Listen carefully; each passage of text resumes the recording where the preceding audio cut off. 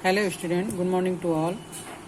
हमने चैप्टर 5 में वंशागति और विविधता के सिद्धांत के अंतर्गत कल मेंडल के नियमों के बारे में पढ़ा था। वंशागति के नियमों के बारे में पढ़ा है ना। हमने ये पढ़ा कि मेंडल जो है वो ब्रून के एक चर्च में पादरी के पद पे थे और वहाँ पर जो ग्राउंड था उसमें विभिन्न किस्म के मटर लगे थे और इन मटर पर प्रयोग करके उन्होंने इनहेरिटेंस के लॉ को, वंशागति के नियम को समझाने की कोशिश की। इसके लिए उन्होंने बहुत ही ज़्यादा अथक प्रयास किया। मटर के पौधों को ही उन्होंने वंशागति के नियम के लिए क्यों चुना और उनकी सफलता का क्या कारण है, ये जानना भी ज़रूरी है। उन्होंने लगभग 12 साल में 10,000 मटर के पौधों पर प्रयोग किया और अपने परिणामों को सांख्यिकी और बायोलॉजी के आधार पर बताने की कोशिश की। इसलिए उनका जो प्रयोग है, आगे के वैज्ञानिकों ने जब उनके प्रयोग को फॉलो किया तो उनके लिए बहुत ही सहायक सिद्ध हुआ। तो मेंडल के प्रयोगों की सफलता के कारण क्या हैं? सबसे पहली बात तो ये कि मटर के पौधों में अनेक प्रकार के विपरीत गुण होते हैं, जैसे कि हमने कल पढ़ा था। लंबे पौधे के साथ बौना पौधा, पीला बीज के रंग के साथ हरा बीज का रंग, बैगनी फूल के साथ सफेद रंग। इस प्रकार एक गुण का विपर्यायी लक्षण, विपरीत लक्षण वाले गुण मटर के पौधे में होते हैं। मटर के पौधे छोटे होने के कारण प्रयोग करने में भी सुविधाजनक होते हैं, ज़्यादा जगह ये नहीं घेरते। इसके साथ ही साथ मटर के पौधे का जीवन चक्र जो है वो कुछ ही समय में पूरा हो जाता है। लगभग 4 से 6 महीनों का इसका जीवन चक्र होता है। अर्थात अगर हम प्रयोग कर रहे हैं तो साल में कम से कम 3-4 प्रयोग जो है वो इस पर कर सकते हैं। अल्टरनेट अगर हम करें तो कम 2 प्रयोग तो एटलीस्ट हम कर ही सकते हैं। मटर के पैतृक एवं संतति पीढ़ियों के गुणों का अध्ययन बहुत कम समय में किया जा सकता है। मटर के पौधों में स्वपरागन होता है। मटर का पौधा जो है वो द्विलिंगी पौधा है। इसमें स्त्री केसर और पुंकेसर दोनों होता है और मटर के पुष्प की संरचना के आधार पर इनमें स्वपरागन होता है। और लेकिन इसमें कृत्रिम परपरागन भी आसानी से करवाया जा सकता है और उसका रिजल्ट जो है, यानी कृत्रिम परपरागन करने पर भी उसका रिजल्ट जो है वो स्वपरागन जैसे स्ट्रॉन्ग पौधों को होता है। मटर के पौधों में 7 जोड़े गुणसूत्र पाए जाते हैं और ये 7 जोड़े गुणसूत्र जो है मेंडल ने जो 7 गुणों को लिया था वो 7 जोड़े गुणसूत्रों पर होता है। इसलिए उनका जो प्रयोग है वो बार बार रिपीटेशन पर भी उनको वही परिणाम दिए जो कि उन्होंने अपने प्रयोग में बताया, अपने थीसिस में अध्ययन के दौरान जो भी उन्होंने अपना बताया है उसमें लिखा है ना। और संयोग से मेंडल द्वारा चयनित गुण जो है वो अलग अलग गुण सूत्रों पर अवस्थित थे। जैसे पीलापन, गोल का गुण जो है वो अलग गुण सूत्र पर, पीला का, बैगनी का, फूला हुआ, हरा का गुण सूत्र जो है वो अलग अलग गुण सूत्र पर अवस्थित थे। इसलिए भी मेंडल को अपने प्रयोगों का परिणाम जानने में बहुत आसानी हुई और बहुत शुद्धता पूर्वक उन्होंने परिणामों को निकाला। मेंडल ने अपने अध्ययन के लिए एक समय में केवल एक ही गुण को लिया था। सबसे पहले उन्होंने मटर के लंबे गुण को लिया, उसमें स्वपरागन होने दिया। फिर बौने, लंबा का ऑपोजिट जो है वो बौना होता है, तो बौने गुण को लिया, उसमें स्वपरागन होने दिया। कई पीढ़ियों तक इसके अध्ययन करने के बाद फिर कृत्रिम परागन करके लंबा और बौने का संकरण किया और इस प्रकार कई पीढ़ियों तक उसके जब परिणाम सेम आए तब उन्होंने दूसरे गुण को लिया। इस प्रकार एक गुण का 7 गुणों को लेने के बाद उन्होंने 2 गुणों को लिया, फिर 3 गुणों को लिया। तो बहुत सब्र के साथ, बहुत ही पेशेंस के साथ उन्होंने इन गुणों का क्रॉस करा के अध्ययन किया। मेंडल ने अपने अध्ययन के लिए एक समय में केवल एक ही गुण को लिया और मेंडल ने अपने अध्ययन में सांख्यिकी का, जैसे हमने पहले बताया था पिछले क्लास में कि मेंडल जो है वो गणित में भी रुचि रखते थे। तो गणित का जो उनका नॉलेज था, उनकी जो सांख्यिकी थी, उसके आधार पर उन्होंने प्रयोग का कैलकुलेशन किया जो उनके लिए बहुत ही उपयोगी सिद्ध हुआ। ओके, देन अब हम पढ़ते हैं कि मेंडल के द्वारा किए गए एक जीन की वंशागति क्या होती है। मेंडल ने सबसे पहले एक ही गुण को लेकर प्रयोग किया था, तो इसमें क्या परिणाम उनको मिला, क्या उन्होंने इसका डिसीजन निकाला। तो इनहेरिटेंस ऑफ वन जीन्स, इसमें हम सबसे पहले पढ़ेंगे एक संकर क्रॉस क्या होता है, मोनो हाइब्रिड क्रॉस क्या होता है। जब दो पौधों के बीच में इकाई लक्षण के आधार पर संकरण कराया जाता है ना। मतलब मेंडल ने दो पौधे लिए जिसमें एक इकाई लक्षण क्या था, गोल। दोनों पौधों का लक्षण कैसा था, गोल। तो इनका संकरण कराया, तब इसे एक संकर क्रॉस कहते हैं। ठीक है। एक संकर क्रॉस में मेंडल ने मटर के पौधों के दो ऐसी उपजातियों को चुना जिनके विपरीत लक्षण के जोड़े, एक लंबा और एक बौना था। अब यहाँ पर एक गुण को लिया है लंबा, लंबा का ऑपोजिट होता है बौना। तो मेंडल ने जो किया, एक एक गुण को पहले लिया, हमने अभी पढ़ा। तो एक संकर क्रॉस में उन्होंने लंबे पौधे के साथ बौने पौधे के को क्रॉस करवाया, कृत्रिम रूप से इनमें संकरण कराया। इनको उन्होंने आपस में क्रॉस कराया तो उन्होंने देखा कि पहली पीढ़ी में बीजों के द्वारा जो पौधे उत्पन्न हुए वे सारे लंबे थे। ठीक है। और इन सभी पहली पीढ़ी वाले पौधों को उन्होंने प्रथम संतति पीढ़ी या F1 पीढ़ी कहा। ठीक है। लंबे और बौने पौधों को आपस में संकरण करवाया, कृत्रिम रूप से परपरागण करवाया। तो जो पौधे निकले जिनके उनके संकरण के फलस्वरूप, तो कैसे निकले, सारे लंबे। तो ये उनका प्रथम पीढ़ी हो गया। इसी प्रकार के परिणाम अन्य विशेषकों द्वारा संकरण प्रयोगों में भी पाए गए। दूसरे गुण को जब उन्होंने लिया तब भी उनको परिणाम इसी प्रकार का मिला। उन्होंने देखा कि F1 पीढ़ी में दो में से केवल एक जनक का ही लक्षण अभिव्यक्त होता है, दूसरे जनक का लक्षण अभिव्यक्त नहीं होता। यहाँ पर दो जनक कौन कौन सा है, एक लंबा पौधा और दूसरा बौना पौधा। पहले पीढ़ी में क्या दिखा, केवल लंबा पौधा, बौना पौधा का लक्षण उनको नहीं दिखा। अब पहली पीढ़ी से प्राप्त पौधों का उन्होंने फिर से आपस में संकरण कराया। तब उन्होंने पाया कि दूसरी पीढ़ी, जिसे उन्होंने F2 नाम दिया था, उनमें से लंबे और नाटे बौना पौधा का समलक्षणी अनुपात 3:1 था। यानी कि लंबे पौधे उनको 3 के अनुपात में मिले और बौने पौधे उनको 1 के अनुपात में, अर्थात परिणाम F2 पीढ़ी में यानी सेकंड पीढ़ी में 3:1 का था।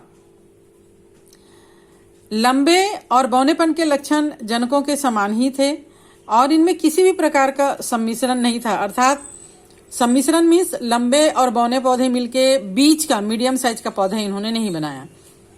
या तो ये पौधे पूरे लंबे थे या फिर पूरे बौने थे। जिन अन्य विशेषकों का अध्ययन उन्होंने किया उनसे भी इसी प्रकार के परिणाम उनको प्राप्त हुए। अर्थात F1 पीढ़ी में कोई एक लक्षण ही दिखाई देता था और F2 पीढ़ी में F1 पीढ़ी का दिखाया वह लक्षण 3 और जो नहीं दिखा वो लक्षण 1, यानी 3:1 के लक्षण में होता था। 3 लंबे पौधों में जो F2 पीढ़ी में प्राप्त हुआ है 3:1, उसमें 3 में से एक जो है वो शुद्ध जनक का गुण रखता था। उनका जो कारक था, जो फैक्टर था, वो एक शुद्ध रहता था और 2 जो है वो दोनों को जीन्स का धारण किया रहता था, लेकिन दिखता पहले जनक के समान ही था। जैसे यहाँ पर अगर हमने लिया है कैपिटल टी को अगर हम लंबे के रूप में निरूपित करें और स्मॉल टी को अगर हम बौने के रूप में निरूपित करें, तो प्रथम पीढ़ी में सारे पौधे लंबे रहेंगे। यानी कैपिटल टी स्मॉल टी दोनों का जीन्स इनमें है, जिसको आज हम जीन्स के नाम से देखते हैं, जानते हैं। अभी इसके बारे में हम पढ़ेंगे।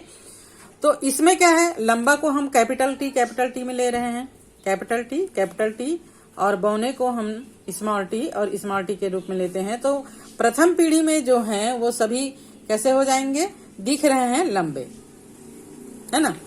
और जब इनका आपस में संकरण कराएंगे तो हमको 3 पौधे लंबे दिखेंगे और एक पौधा जो है वो बौना दिखेगा। इन 3 पौधों में से एक शुद्ध लंबा होगा और 2 जो है वो संकर लंबे होंगे और ये जो बौना पौधा मिला है वो शुद्ध बौना पौधा होगा। ठीक है। तो इस प्रकार इन प्रेक्षणों के आधार पर मेंडल ने प्रस्तावित किया कि कोई वस्तु अपरिवर्तित रूप से जनक से संतति को युग्मकों के माध्यम से उत्तरोत्तर पीढ़ी में अग्रसित करता है। मेंडल ने उस वस्तु को कारक या फैक्टर कहा जिसे आजकल हम जीन्स के रूप में जानते हैं। मेंडल के समय में जीन्स का खोज नहीं हुआ था, इसलिए इन चीजों को जो एक पीढ़ी से दूसरे पीढ़ी में गुणों का वहन करती है उसे मेंडल ने कारक या फैक्टर कहा। इस प्रकार जीन आनुवंशिकता की इकाई है। किसी जीन में कौन सा विशेष लक्षण अभिव्यक्त होगा इसकी सूचना उसमें निहित होती है। विकल्पी विपरीत लक्षणों के संकेतक जोड़े को युग्म विकल्पी अलील कहा जाता है। जैसे हम अगर किसी भी गुण को वहन करने वाला कारक ले जा रहे हैं तो उसको हमेशा जोड़ों में प्रदर्शित करते हैं। जैसे यहाँ पर लंबेपन के लिए कैपिटल टी ये दोनों एक दूसरे के युग्म विकल्पी हैं। यहाँ पर बौनेपन के लिए हमने स्मॉल टी लिया है तो ये दोनों एक दूसरे के युग्म विकल्पी हैं जो कि जोड़े में रहते हैं। युग्म यानी जोड़ा। और यदि हम प्रत्येक जीन के को अक्षरों में अभिव्यक्त करें तो लक्षण जो है F1 पीढ़ी में व्यक्त होता है उसे बड़े अक्षर से और विपरीत लक्षण के जीन को छोटे अक्षर में व्यक्त करते हैं। जैसे यहाँ पर लंबेपन और बौनेपन का हमने क्रॉस कराया तो प्रथम पीढ़ी में हमको क्या दिखा? लंबा। ठीक है, सभी पौधे लंबे थे तो लंबे पौधे के लिए अगर हम टॉल का टी लेते हैं तो प्रथम पीढ़ी में चूंकि ये दिख रहा है इसलिए इसको हम कैपिटल के रूप में लेंगे। तो इसका युग्म विकल्प क्या हो जाएगा? कैपिटल टी और कैपिटल टी। बौनापन चूंकि प्रथम पीढ़ी में नहीं दिख रहा है, दबा हुआ है, इसलिए हम इसको स्मॉल टी के रूप में लेंगे। ऐसा नहीं कि बौना मतलब डॉर्फ होता है तो स्मॉल डी में लेंगे, नहीं तो आगे चलकर क्या होगा हमको कंफ्यूजन हो जाएगा कि ये जो हमने लिया है सिंबल लिया है ये मात्र सिंबल है ना, जिसको हमने अपने स्टडी के लिए लिया है तो हम इसको लेंगे स्मॉल टी।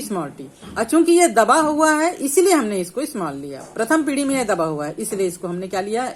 स्मॉल टी लिया। ठीक है, तो इस प्रकार मेंडल के प्रयोग में प्रयुक्त होने वाले कुछ महत्वपूर्ण तकनीकी शब्दों की भी व्याख्या हम कर लेते हैं ताकि आगे चलकर हमको इसको पूरा समझने में मदद मिले। जैसे अलील यानी एलील है ना, या एलील क्या होता है? जीवों में स्थित जीनों के वैकल्पिक प्रकार, जैसे लंबा और बौना पौधा, बैगनी और सफेद फूल, ये इसका एलील है। यहाँ पर हमने लंबा पौधा लिया है, ठीक है, और लंबा का एलील क्या है? बौना। यहाँ पर पीछे हमने लिया था बैगनी फूल तो उसका एलील क्या हो गया? सफेद। बीज का रंग हमने पीला लिया, उसका एलील हो गया हरा। ठीक है, ये एलील कहलाते हैं। जीन क्या है? विशेष लक्षण के लिए आनुवंशिकी की मूलभूत इकाई। आज हम जानते हैं जीन्स के बारे में पढ़े हैं, यहाँ इस क्लास में हम और उसको डिटेल में पढ़ेंगे। तो मेंडल के समय में जीन्स ज्ञात नहीं था तो उन्होंने इसको क्या कहा था? जो लक्षणों की इकाइयों को पेरेंट से संतति तक ले जाता है उसे कारक कहा, फैक्टर या कारक कहा। प्रभावी गुण क्या होता है? जब हम दो एक ही गुण के विपरीत लक्षणों का आपस में संकरण कराते हैं तो फर्स्ट पीढ़ी में जो दिखाई देता है और दूसरे पीढ़ी को दबा देता है उसे हम प्रभावी कहते हैं। जैसे यहाँ पे लंबे ने बौने को दबाकर लंबा जो है वो प्रथम पीढ़ी में दिखाई दे रहा है तो इसे हम प्रभावी गुण कहेंगे, है ना। और अप्रभावी गुण किसको कहेंगे? जो होता तो है लेकिन ये दबा हुआ रहता है।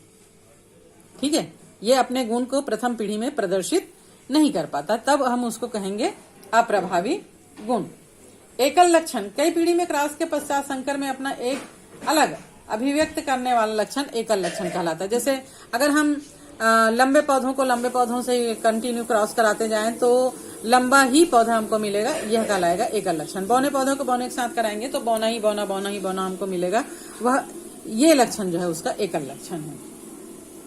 फिनोटाइप, किसी भी लक्षण का बाहरी रूप, जैसे लंबा या बौना, ये दिखने में ये कैसा है, इसे कहेंगे फिनोटाइप या दर्श रूप।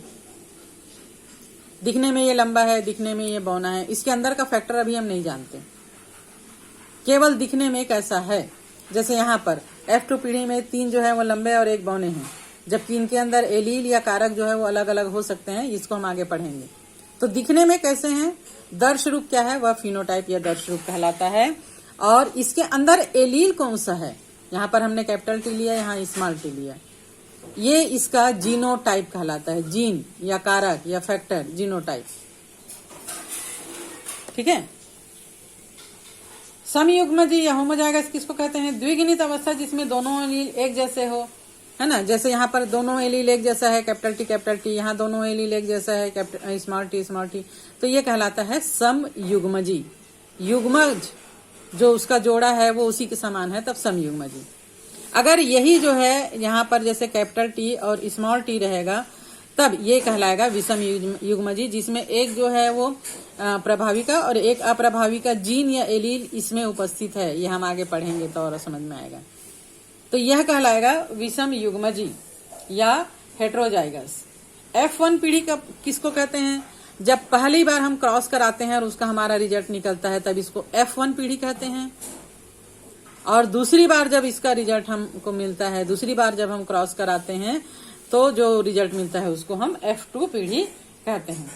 विपुंसन या इपैसुकुलेशन, पुष्प के से परिपक्वता से पूर्व पराग कोश को हटा दिए जाने की क्रिया को विपुंसन कहते हैं। जैसे हमने बैगिंग के बारे में पहले भी पढ़ा है, बैगिंग बोरा बांधना, है ना। तो उसमें क्या करते हैं? पुंकेसर को हटा देते हैं। परीक्षार्थ संकरण या टेस्ट क्रॉस किसको कहते हैं? अप्रभावी गुण वाले समयुग्मजी जनक के साथ F1 पीढ़ी का जीनों का संकरण। F1 में जो मिला है उसमें जो अप्रभावी है उसका संकरण कराएंगे तो वह कहलाएगा परीक्षार्थ संकरण या टेस्ट क्रॉस। या सिंपल भाषा में अगर कहा जाए तो परीक्षार्थ संकरण यानी हम अपना किसी चीज का परिणाम को जानना चाहते हैं तो उसके लिए हमने जो परीक्षा लिया, टेस्ट किया, वह परीक्षार्थ संकरण कहलाएगा। अब यहाँ पर मेल का साइन और फीमेल का साइन। मेल का साइन आप लोग जानते हो, इस प्रकार होता है, ऊपर की ओर एरो, ये क्या है? मेल का साइन। और इस प्रकार राउंड और नीचे प्लस का साइन जो है वो फीमेल का साइन होता है। ठीक है। तो आज के लिए हम इतना ही पढ़ते हैं, आगे का जो है वो नेक्स्ट उसमें पढ़ेंगे।